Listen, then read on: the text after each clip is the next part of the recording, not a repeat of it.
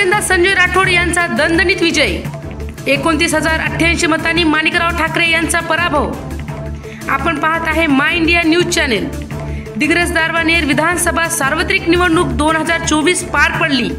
यामध्ये महाविकास आघाडीचे काँग्रेसचे उमेदवार माणिकराव ठाकरे यांना 1,13,212 मते मिळाली, तर महायुतीचे शिवसेनेचे उमेदवार संजय राठोड यांना 1,42,300 मते मिळाल्याने संजय राठोड यांना 29,088 मतांची लीड मिळाली। त्यामुळे त्यांना पाचव्यांदा निवडून येण्याचा बहुमान मिळाला।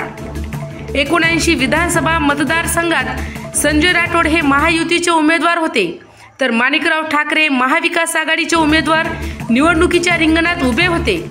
संजय राठोड व माणिकराव ठाकरे यासाठी ही निवडणूक प्रतिष्ठेची ठरली होती। आमने सामने दिग्गज उमेदवार उभे असल्याने मताचा आकडा जुळवणे कठीण झाले होते। मतदान 20 नोव्हेंबर रोजी पार पडले, तेव्हापासून मतदार व आपापल्या कार्यकर्त्यांकडून कोण निवडून येईल यासाठी गणित जुळत होते। मतमोजणी 23 नोव्हेंबर रोजी दारव्हा येथे तगड्या पोलीस बंदोबस्तात पार पडली। यामध्ये सुरुवातीच्या पहिल्या फेरीत माणिकराव ठाकरे यांनी 631 मतांनी लीड घेतल्याने माणिकराव ठाकरे निवडून येतील असे संकेत दिसत होते, परंतु शेवटच्या 28 फेरीपर्यंत संजय राठोड यांच्या आघाडीत कमतरता दिसून आली नाही। शेवटच्या 29व्या फेरीत संजय राठोड 29,088 मतांनी विजयी झाले।